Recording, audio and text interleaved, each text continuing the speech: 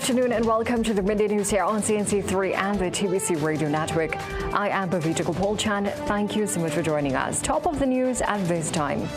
Deposed Venezuelan President Nicolas Maduro made his first appearance in a U.S. courtroom on narco-terrorism charges after being captured and taken to New York.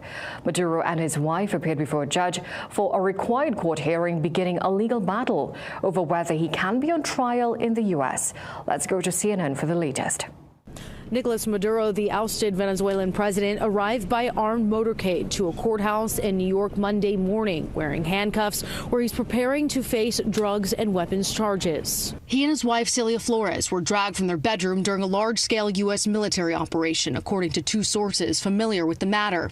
President Donald Trump said the U.S. will control Venezuela indefinitely without giving any details. We're going to run the country until such time as we can do a safe, proper, and judicious transition. Trump said Secretary of State Marco Rubio and Defense Secretary Pete Hegseth would work with a team to help run the country and would be willing to work with the Venezuelan acting president, Delcy Rodriguez. Rodriguez, however, appeared to be loyal to the Maduro government. We demand the immediate release of President Nicolas Maduro and his wife, the only president of the Bolivarian Republic of Venezuela. Sunday, Rubio offered little clarification on what U.S. control would look like. It's not running, it's running policy. The policy with regards to this, we want Venezuela to move in a certain direction because not only do we think it's good for the people of Venezuela, it's in our national interest. Around the world and in the U.S., some are happy for the controversial leader to be gone. Others have voiced skepticism over the U.S.'s motives, denouncing the move as kidnapping and raising concerns about the future of the rule of law. And as Maduro was being taken to court, interim Venezuelan President Delcy Rodriguez on Monday visited wounded officials and damaged military bases in Caracas following U.S. strikes over the weekend. U.S. forces reportedly killed members of Nicolas Maduro's security detail before taking him into custody. Rodriguez also toured homes hit in the attack. Vice President of Communication Freddy Nanez released the information on Telegram, saying dozens were believed dead, though no official toll has been given. In his separate statement, Rodriguez urged dialogue with Washington, calling for cooperation under international law. She told U.S. President Donald Trump that Venezuelans want peace, not war. Meanwhile, reports suggest that marches continue across all 23 states, demanding Maduro's return, while others celebrate his removal. Venezuela's National Assembly opens its new term today. Citizens await word on how the government plans to address the leadership vacuum. And the UN Security Council is currently locked in an emergency meeting on the U.S. latest move against Venezuela. Well, despite lifting restrictions that banned U.S. carriers from flying in certain areas of the Caribbean, the U.S. Federal Aviation Administration is today warning operators to exercise caution. In an update to its notices to airmen, the FAA warns pilots to exercise caution at all altitudes due to military activity. The notices say threats can pose a potential risk to aircraft, including during overflight, the arrival and departure phases of flight. While the safety notice is in effect until February 2nd. Meanwhile, a separate safety advisory for the Piaco flight information region remains active. It warns of possible GPS interference and is set to expire on January 19th. Meanwhile, Tobago Hotel and Tourism Association President Reginald McLean says flight cancellations continue following regional airspace disruptions, but there is no panic among visitors on the island.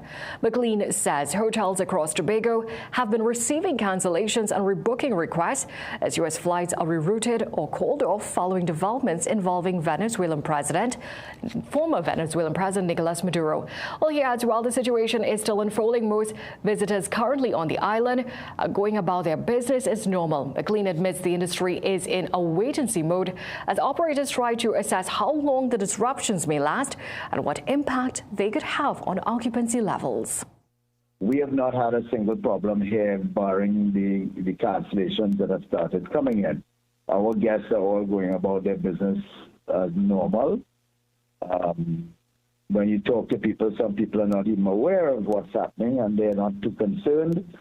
The only concern they have of any is whether or not they have a flight to go home. Now, former Tobago West MP Shamfa Kuja-Lewis is questioning why Chief Secretary Fali Augustin has not told Prime Minister Kamala Persad-Bissessar exactly how he feels about the U.S. military radar in Tobago and exactly where Tobagonians think she should put it.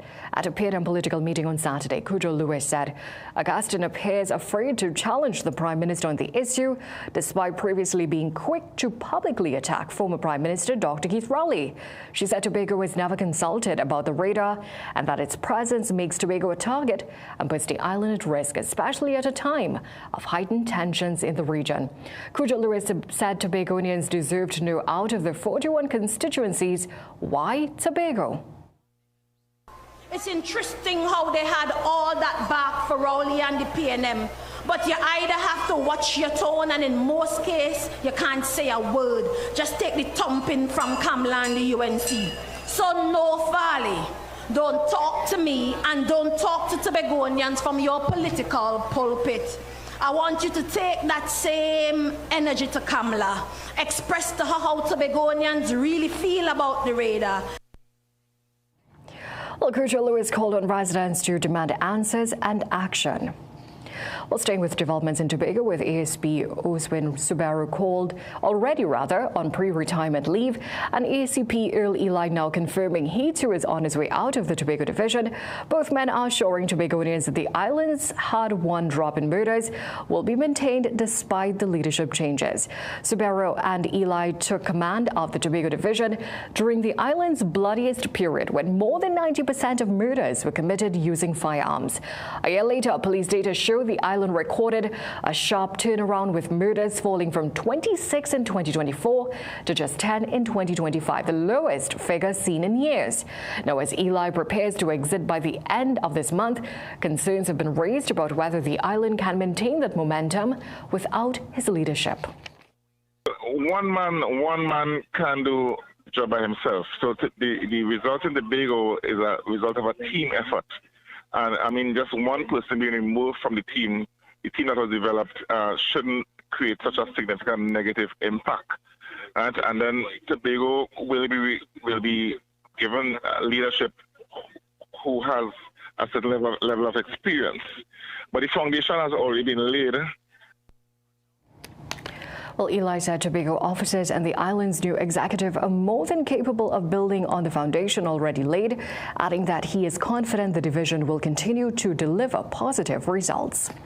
On to some other news now. Employees attached to the Education Ministry are today refusing to work, citing an ongoing mold infestation throughout the building, which they say has persisted for the past 3 years.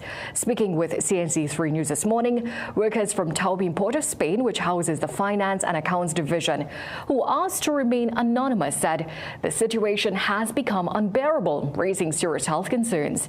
They claim they are frustrated after being advised to clean the mold themselves. You are advised to just wipe the desk, right? So, I mean, I guess you could fill in the blanks. So, and wear a mask.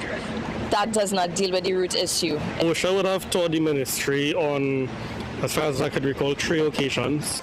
They visited both Building A and Building B, visited the specific departments that were affected by what they call mold-like substance, because they would have said that they don't have the power to come in and shut down the ministry. They could just make recommendations, and it's up to PS. Well, CNC3 News has reached out to Education Minister Dr. Michael Dowlett, as well as the relevant permanent secretaries, and we are awaiting a response. Let's take a short break. Sport News when we come back. Embrace the power of rare medical-grade Manuka honey with Manuka Derm. It is effective for dermatitis to soothe inflammation and relieve itchiness. For burns, apply 1 to 2 times daily for optimal healing.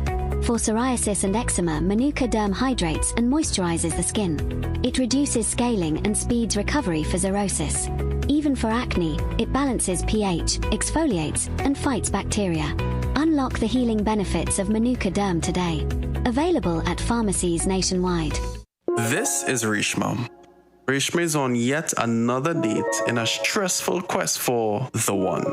She's not sure if he has dry humor or just dry. It seems her search must continue. Rishma is anxious about many things right now except one: her investments. First Line Securities, helping Trinidad and Tobago invest for almost 2 decades. Invest with us. Go to firstlinesecurities.com to begin investing today. Things don't always go as expected. Be ready with Trinry for auto, home, business and group life. Call us at 800-TRIN or visit trinry.com today. Huge insurance premium. Pay your premiums bit by bit with FlexiPay from Trinry. For more manageable auto, home and commercial insurance payments, call us at 800-TRIN or visit trinry.com today. Trinry. Premier insurance coverage for less. My own personal motto is to show citizens of this country that our stories can be told in a professional and international standard. I want to show them that the journalism they consume on cable TV can also exist here. Each day, that's my focus, that's my drive, to show the stories of our communities, of our people, matter just as much as anywhere else in the world. That's why we are where you are.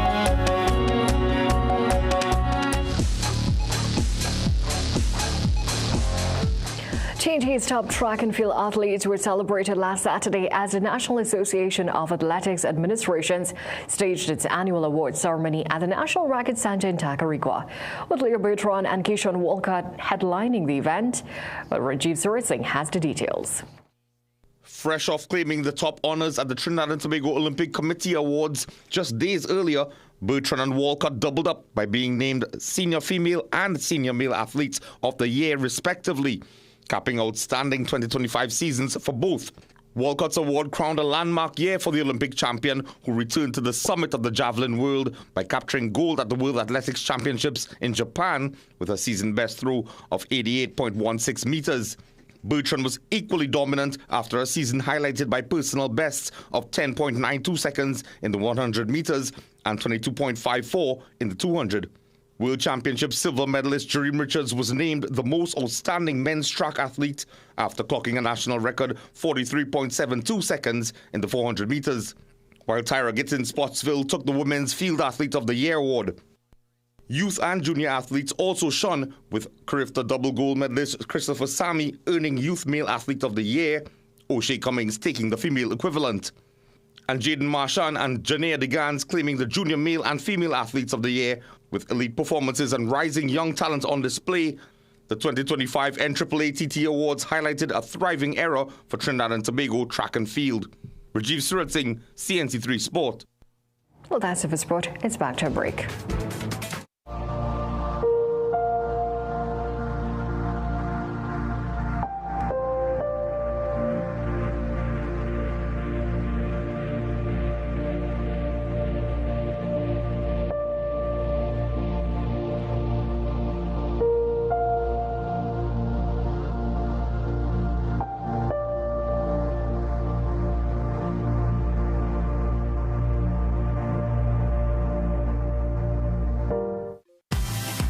Get the story first. Want to know what's happening in news, sports, or crime? Get the CNC3 app. As the story breaks, CNC3 is there giving you the story first on your mobile device. Be connected to the most trusted and reliable news source, CNC3. Access your world with just a tap. The CNC3 app. Download it today.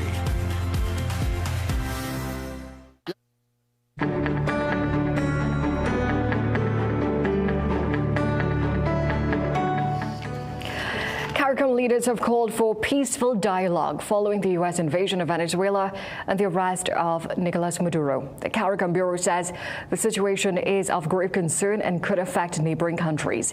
CARICOM said it is monitoring developments and potential regional impacts, including economic activity as well as air travel. Meanwhile, U.S. President Donald Trump said the U.S. would oversee a transition in Venezuela, while Delcy Rodriguez said Nicolas Maduro remains president. Venezuela has declared a national emergency, citing serious military aggression. Well, it's now time to check in with Shamak Rambasad for the weather forecast. After a cool and clear night, we had mostly warm and sunny conditions over both islands this morning. For the remainder of the day, we can expect similar conditions to continue despite some partly cloudy periods this evening with 1 or 2 showers.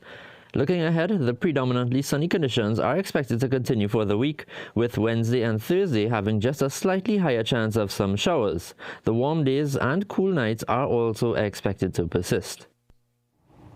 Well, thank you for joining us for a look at the day's developments so far. We'll have these stories and so much more coming up for you in a Midday Newscast at 7 p.m. today. Until then, have a great day.